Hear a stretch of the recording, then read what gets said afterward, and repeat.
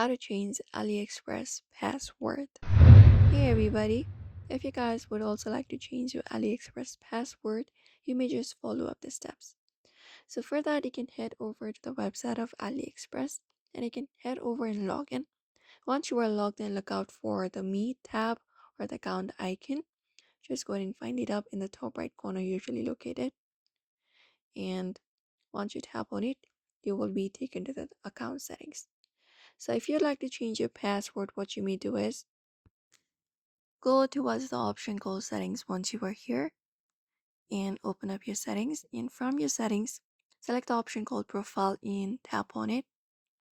And then once you tap on it, you should be finding option called password on your screen.